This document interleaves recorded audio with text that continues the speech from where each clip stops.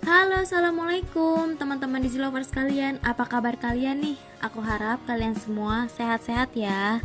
Nah, di video kali ini aku mau ngelanjutin alur cerita dirilis Ertugrul episode 18 part 2. Tapi sebelum itu jangan lupa untuk di like, komen, subscribe, dan juga share ya.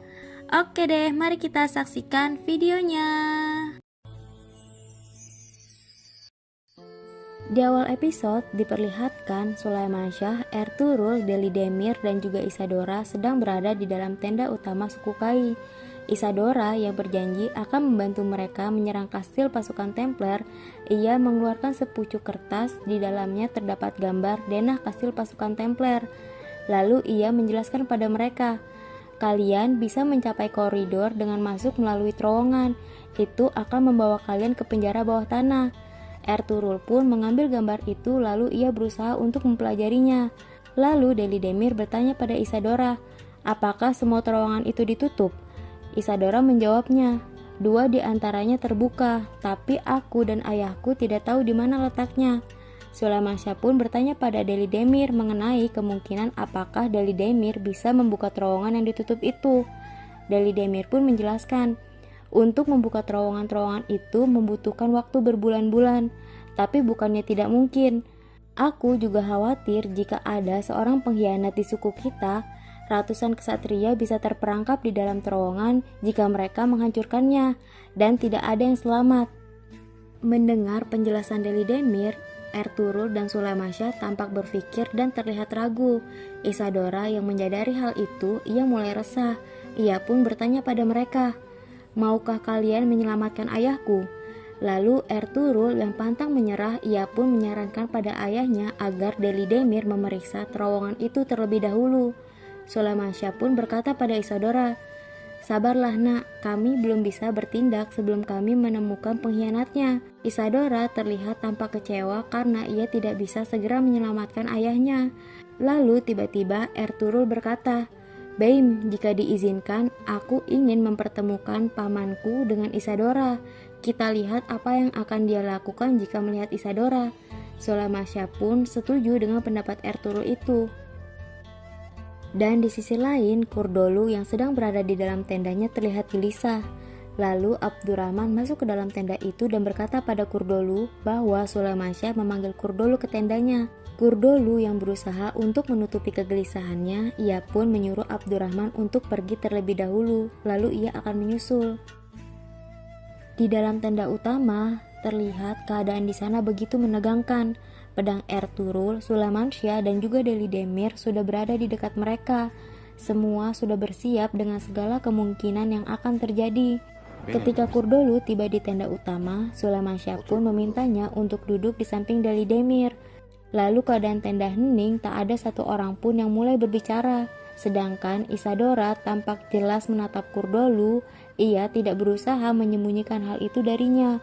Kurdolu yang menyadari tatapan Isadora, ia pun berusaha untuk tetap tenang, lalu berkata, tamumu mungkin mengira aku mirip dengan orang lain. Lalu Isadora meminta maaf padanya. Kurdolu pun bersikap seolah ia tidak tersinggung pada Isadora. Kemudian Kurdolu bertanya pada Sulaimansyah, kau ingin bertemu denganku, Bey? Sulaimansyah sambil melihat ke arah Isadora, ia menjelaskan pada Kurdolu bahwa Isadora sedang tersesat. Ia melewati perbatasan dan tidak sengaja sampai ke sini. Ia meminta bantuan Kurdolu untuk membantu Isadora. Kurdolu pun berkata bahwa ia akan melakukan apa yang ia bisa lakukan. Sulaimansyah pun mengucapkan terima kasih pada Kurdolu. Setelah itu Kurdolu pun pamit untuk meninggalkan tenda utama. Setelah kepergian Kurdolu, Ertugrul bertanya pada Isadora, bagaimana menurutmu? Apakah dia orangnya? Isadora yang tampak menyesal, ia menjawab pertanyaan Ertugrul, aku harap aku bisa mengingatnya. Mendengar jawaban dari Isadora, Sulaimansyah, Ertugrul, dan Deli Demir tampak begitu kecewa. Lalu di malam yang gelap, Ertugrul sedang memandangi pemandangan malam itu. Ia terlihat gelisah memikirkan situasi yang sedang ia hadapi. Ia mengingat kejadian saat ia berkata pada Gokce mengenai perjodohan mereka, dan juga ia mengatakan bahwa di hatinya sudah memilih orang lain. Tapi situasi yang ia hadapi saat ini sangatlah sulit. Semua orang seperti menuntutnya untuk menikahi Gokce, terutama Selcan dan kedua orang tuanya, mengingat bagaimana pengorbanan Gokce padanya. Tapi di hatinya hanya mencintai Halime. Ia sangat risau dan juga gelisah mengenai hal itu. Lalu Halime datang menghampirinya. Seperti ia bisa merasakan kegelisahan Ertugrul, ia menggenggam tangan Ertugrul berusaha untuk menenangkan Ertugrul. Lalu ia berkata, "Apalah artinya aku tanpamu Ertugrul? Mungkin aku adalah cahaya di kegelapanmu, tapi aku mendapatkan cahaya itu darimu.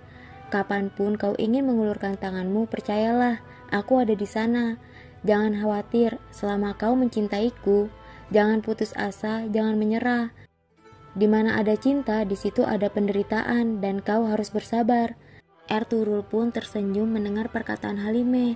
Ia merasa tenang dengan apa yang dikatakan Halime padanya. Lalu ia berkata pada Halime dengan lembut sambil menyentuh pipi Halime, "Aku bersyukur lewat anak rusa itu kita dipertemukan." Halime pun tersipu malu mendengar perkataan Ertugrul itu. Lalu keesokan harinya ada sebuah pertemuan di tenda utama suku Kai. Mereka sedang membahas pengkhianatan yang terjadi di perkemahan suku Kai. Ertugrul pun berkata, "Mereka melacak kita, mereka tahu apa yang kita lakukan, kemana kita pergi. Mereka siap mengambil keuntungan kapanpun mereka mau. Jika tidak ada pengkhianat di perkemahan kita, mereka tidak akan bisa melakukan ini." Lalu salah satu bey yang dekat dengan Kurdolu, ia bertanya pada Ertugrul, "Pengkhianat sudah terbunuh Ertugrul, sekarang siapa yang kau bicarakan?" Lalu bey yang lainnya juga bertanya pada Ertugrul, "Katakan siapa lagi di antara kami yang kau curigai?" Lalu dengan tegas ia berkata bahwa ia mencurigai Kurdolu. Semua bey yang ikut serta dalam pertemuan itu tampak terkejut dengan jawaban dari Ertugrul itu. Lalu Kurdolu tanpa malu ia menanggapi Ertugrul, "Keponakanku, lidahmu meracuni semua orang.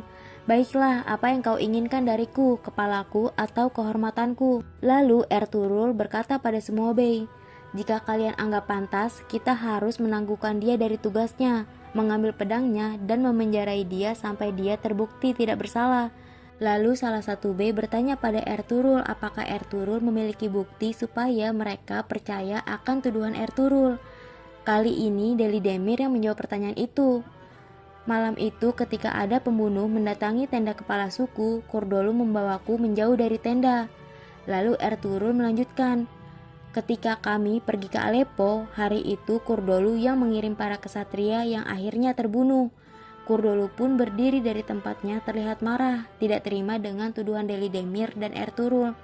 Yang lainnya pun ikut berdiri, begitu juga Ertugrul dan Sulaimansyah. Suasana di tenda utama pun menjadi menegangkan. Lalu Sulaimansyah juga ikut membuka suaranya. Ia pun berkata, "Malam itu ketika aku sakit, seseorang mencoba membunuhku dan gagal. Seseorang berkata bahwa Kurdolu berkeliaran di sekitar tendaku. Aku juga mencurigaimu Kurdolu." Kurdolu dengan tatapan seolah-olah ia sedang difitnah, ia pun menyerahkan belatinya pada Sulaimansyah. Lalu ia berkata, "Jika suatu hari aku terbukti tidak bersalah, Ertugrul akan membayar mahal atas fitnahnya kepadaku." Lalu pada saat itu Gundoldu yang baru saja kembali dari tugasnya, ia masuk ke dalam tenda. Lalu ia berkata, "Beim, paman tidak bersalah. Paman, kau bisa mengambil pedangmu lagi. Aku menjamin bahwa ia tidak bersalah, dia lulus tes kita."